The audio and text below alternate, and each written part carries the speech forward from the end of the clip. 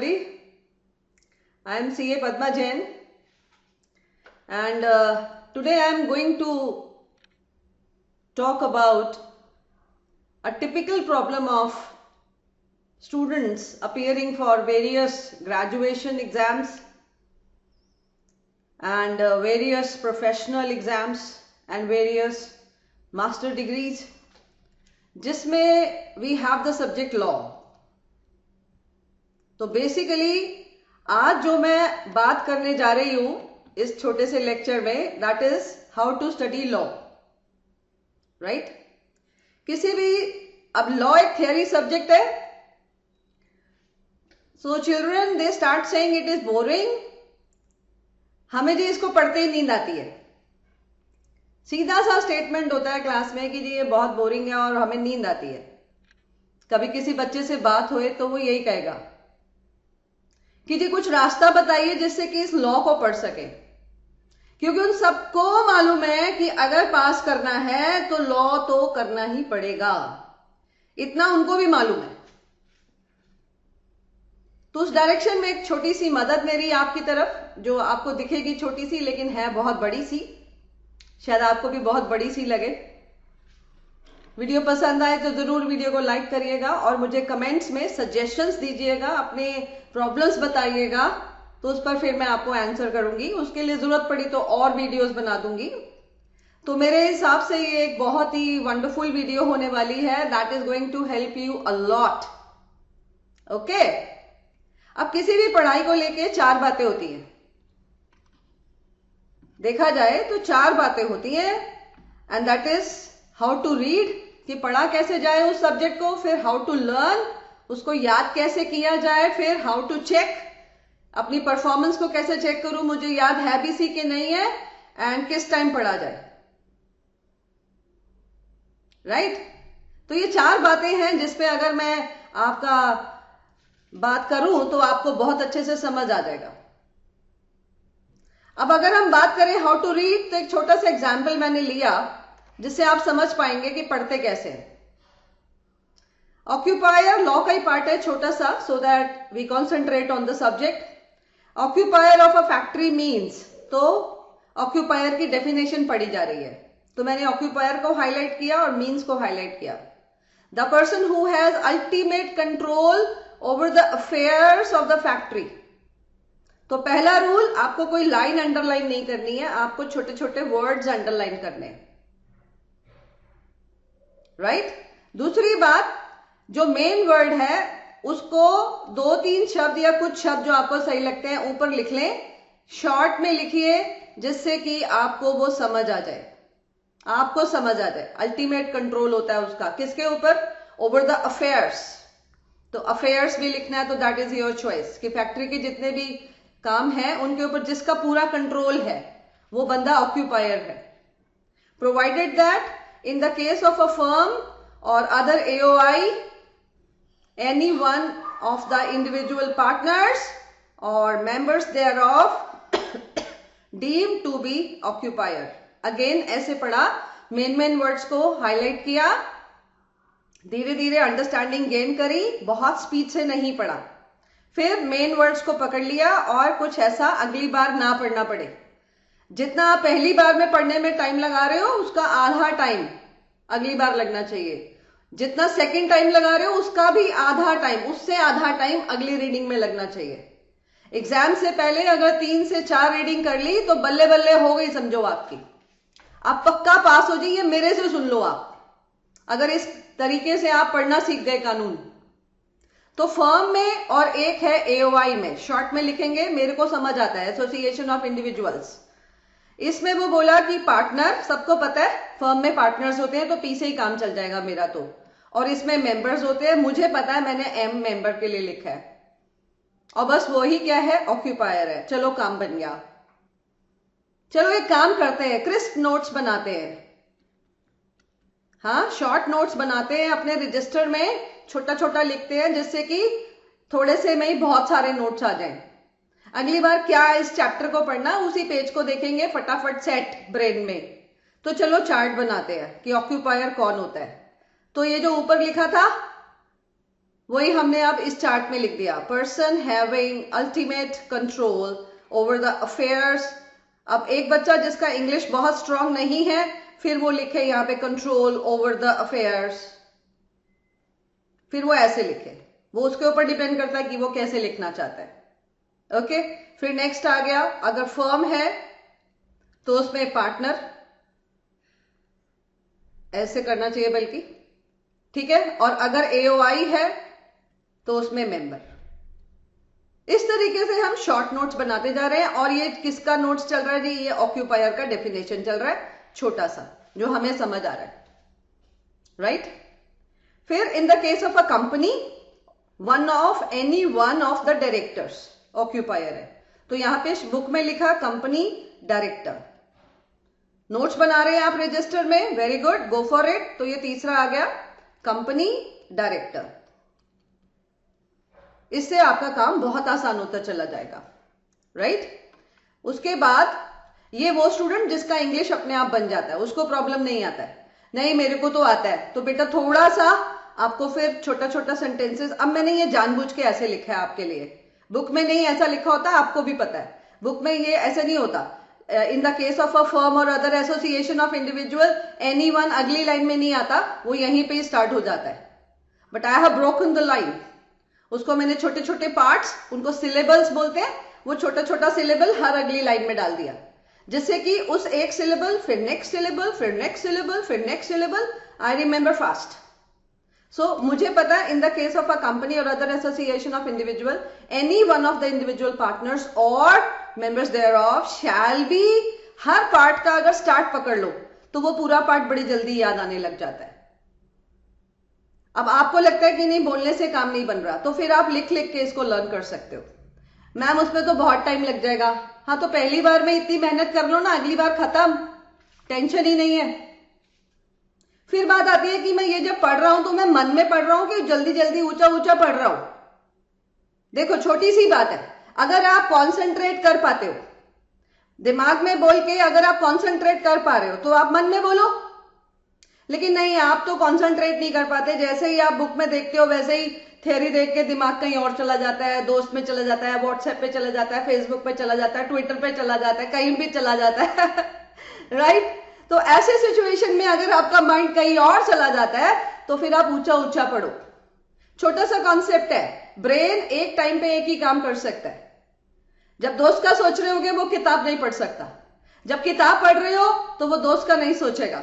अब किताब क्योंकि आप देख रहे हो, पढ़ नहीं रहे हो, तो दिमाग फिर सोचने पे चला गया, उसको जो मजा आ रहा है काम करने में वो उधर चला गया।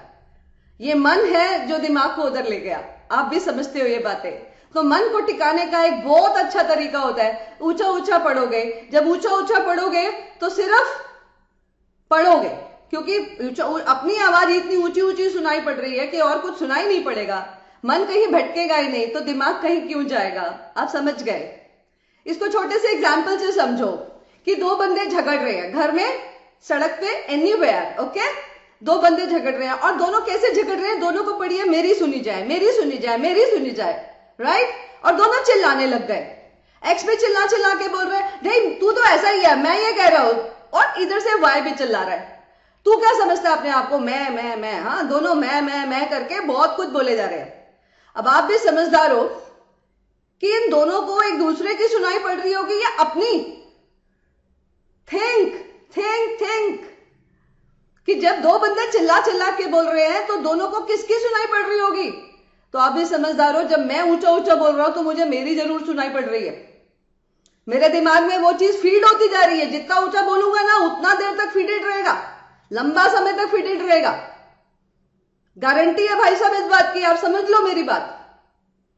इसका मतलब ये हुआ, अगर मैं चिल्लाता हूं तो मेरा फायदा, लंबे समय तक याद रखने वाला फायदा। क्या चाहिए इसके बाद आपको, बताइए मुझे आप। इसलिए आपका दिमाग भटक रहा है, वो आपको कहीं और लेके जा रहा है, उसको बोलो अरे नहीं जाने का भाई, वापस आने का, और फिर ऊंचा ऊंचा बोलेंगे तो वो नहीं जाएगा। क्यों? क्योंकि आपको सिर्फ वही आवाज सुना सुना के आप ब्रेन को बोल देंगे कहीं नहीं जाना, टिक यहीं पे। You got the logic, that is the point, okay. उसके बाद वो बोलता है, in the case of a factory owned or controlled by the central government, ये वर्ड्स पकड़ने हैं, ऐसे याद करते हैं, दो शब्द है, owned or controlled.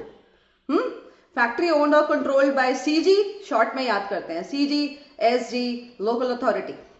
A person or persons appointed to manage affairs of the factory by the CGSG local authority as the case may be shall be deemed to be the occupier। मुझे मालूम चल गया, आगे का तो सब ऐसे ही है, नॉर्मल सा मैं लिख सकता हूं, मेन वर्ड्स नहीं है, काय को अंडरलाइन करूंगा।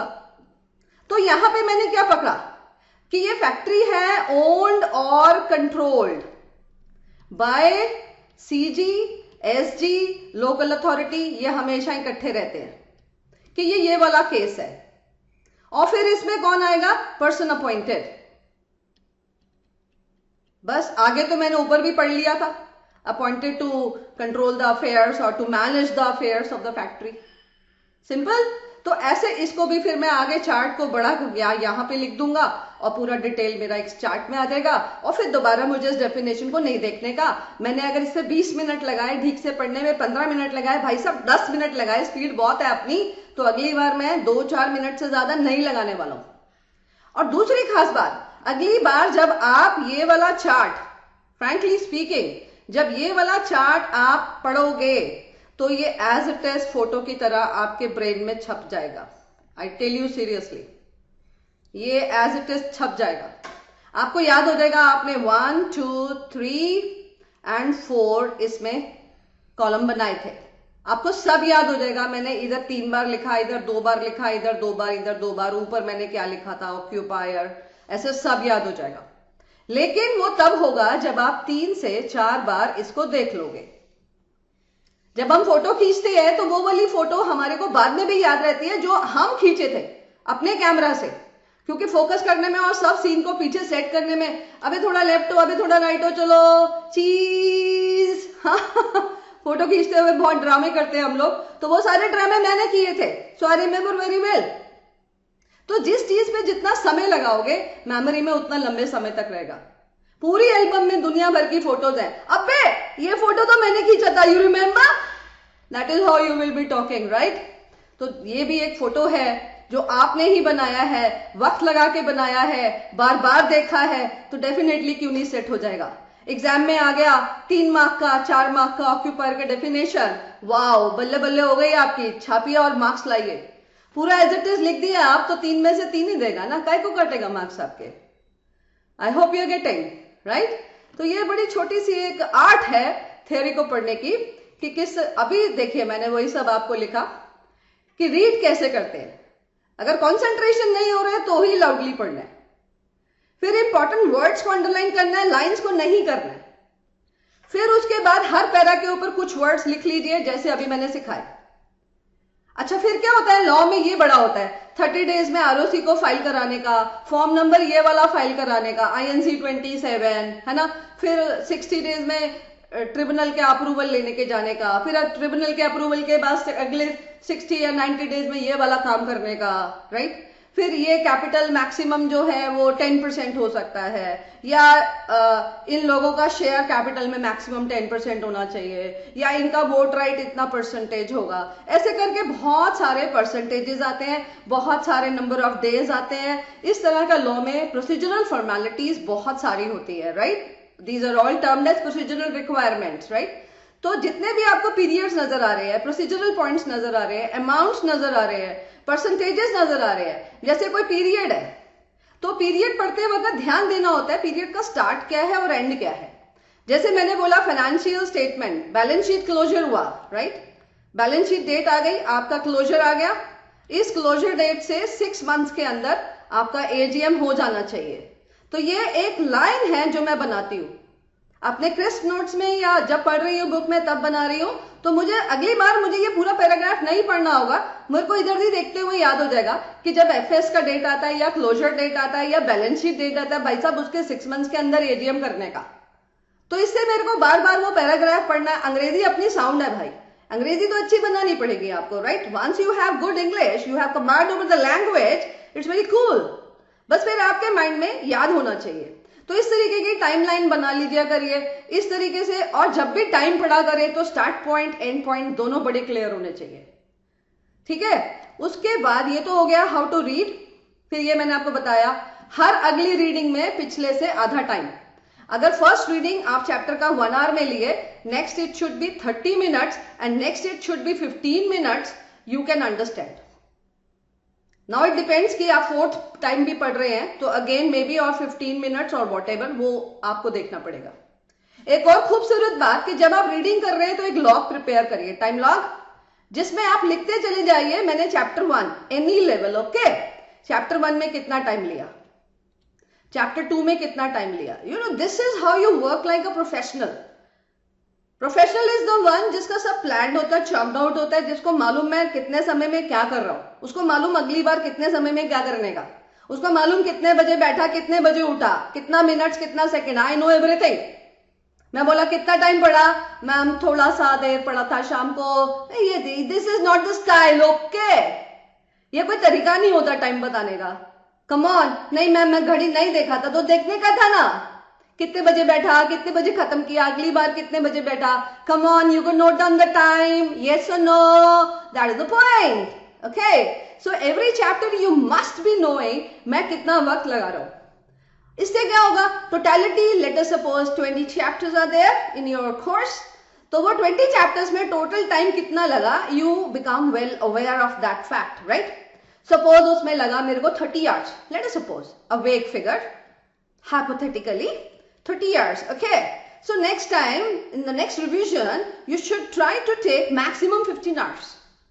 Ma'am, this is not possible. It is possible, okay. The way I am telling, try to follow that way, it will become possible, okay.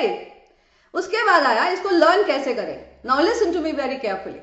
आप कोई भी एरिया पढ़े, जैसे अभी ऑक्यूपायर का डेफिनेशन पढ़े, ठीक है, अब आप ऊंचा ऊंचा पढ़े because you were not able to concentrate, fine, आपने पढ़ लिया।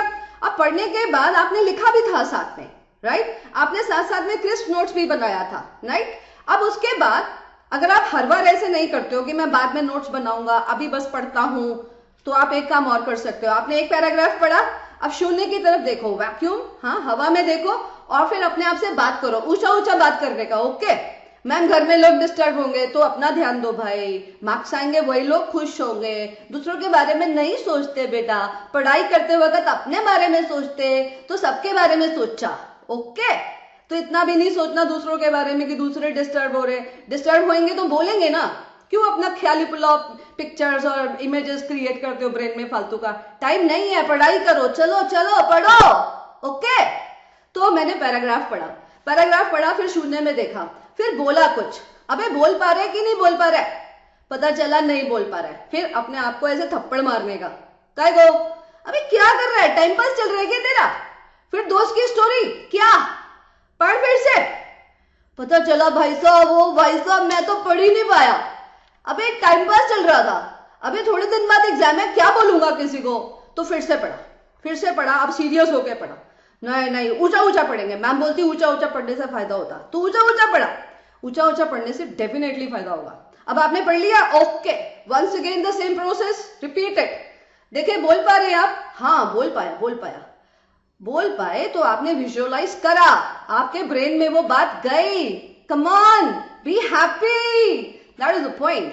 तो इस तरीके से इसको आप लर्न करते हैं, समझ आया।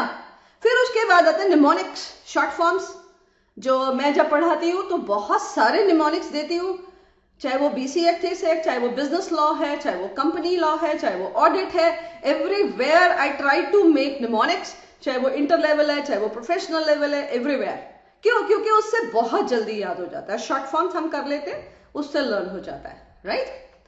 उसके बाद अपनी परफॉर्मेंस चेक करनी है, आई टोल्ड यू 3 to 4 टाइम्स आप जरूर करिए फाइनल एग्जाम से पहले, मैं लिखित में गारंटी दे सकती हूं आपको, सीरियसली, नॉट जोकिंग, सीरियसली। आप अगर 3 से 4 बार पढ़ लिए एग्जाम से पहले, the way I told you, right, no one can stop you, no one can stop. Legal language पे कमांड ले आए तो भाई साहब 70s 80s number is yours, right.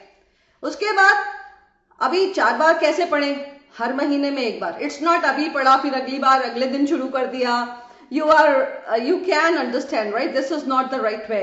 अभी जो मैंने कल पढ़ा वो तो मेमोरी में है, काहे को दोबारा पढ़ता है, अबे चेक करने का, तो थोड़ा दिन ठहर जा, ओके। तो उससे क्या होगा, आप इस महीने में पढ़े, फिर अगले महीने में वो सब्जेक्ट उठाए. So there is a time gap of 15 to 20 or 25 days. Then it's better to check yourself, right? See what is your performance. Memory कितना retain कर रही है, कितना retain नहीं कर रही है. That way. मैम मेरे को नहीं होता 3-4 बार में. बेटा तू 5 बार पढ़ ले. मैं ऐसा क्यों? Come on now, this is nonsense. Please. I'm sorry for the word, but this is the truth. ये कोई बेसमझी वाली बात से ज्यादा बात नहीं करी आपने कि मैं ऐसा क्यों हूं, मैं मेरे जैसा हूं, आई एम द बेस्ट, बात खत्म. ऐसे सोचता रहूंगा तो पढ़ाई कब करूंगा. तो कुछ फालतू का नहीं सोचना. आपको जितनी बार में लर्न होता है, 3 बार में हो जाता है. मैंने तो 4 बोल दिया. डेफिनेटली हो जाएगा. आप ऐसा अपने आप को बोले हो जाएगा तो हो जाएगा, राइट? अब टाइम नहीं है इतना मैम कि मैं एग्जाम से 4 बार कर सकूं, तो ठीक है आप फिर 3 बार कर लो, राइट? अब 1 महीने में 2 बार भी कर सकते हो, ऐसे करके भी कर सकते हो, दैट वे, राइट? फिर उसके बाद मैडम टाइम कौन से टाइम पे पढ़े, रात को पढ़े, सुबह पढ़े? This is quite personal experience. मेरे टाइम में मेरे साथ कैसा होता था, रात को नींद आ रही है, 11 बज रही है, आई वॉन्ट टू स्लीप, तो सोने लगे. लेकिन पढ़ाई का भी टेंशन है, सोने लगे. अब पढ़ाई का टेंशन है, क्या करें, एग्जाम जाने वाले हैं, पढ़ना है, तो चलो लॉ उठा के बैठते हैं. लॉ उठा के बैठे, भाई साहब 3 घंटे गुजर गए, मालूम ही नहीं चला. What does this show? What type of behavior I had? I had the type of behavior that I loved theory part. Law audit की बुक खोलने से, टैक्स की बुक खोलने से, theory subject whatever, उससे मेरा दिमाग खुल जाता है. I start enjoying the studies and I keep on studying for hours together. Just imagine. So this was my behavior. Maybe it's yours, maybe it's not, right? तो अपने आप को स्टडी करिए. आप किस टाइम पढ़ पाते? नहीं मैं तो नहीं पढ़ पाता रात को, मेरे को तो नींद आती है. बुक सोना हो तो लॉ की किताब उठा लेता हो. Very good. आपको अगर लग रहा है कि मेरे को नींद नहीं आ रही और लॉ की किताब उठाने से नींद आएगी और आपको सोना जरूरी मांगता है, तो आप सो जाओ, किताब उठाओ, सच्ची लॉ का बुक उठाओ. सुबह उठ के भी वही उठाना. फिर सुबह कितने बजे, that again depends upon you. आप 3 बजे उठे, 4 बजे उठे, 5 बजे उठे, दैट इज योर आउटलुक. लेकिन फिर आपको अगर अर्ली मॉर्निंग में लॉ का पढ़ाई जल्दी समझ आता है तो फिर सुबह करिए, राइट? सो आई होप आप एनर्जेटिक होने चाहिए जिस टाइम आप पढ़ रहे हैं. That is a basic requirement and I hope ये बातें अगर आप फॉलो करेंगे, I don't hope, I guarantee you will be successful the very first attempt. Okay? So good luck to all of you. Bye-bye.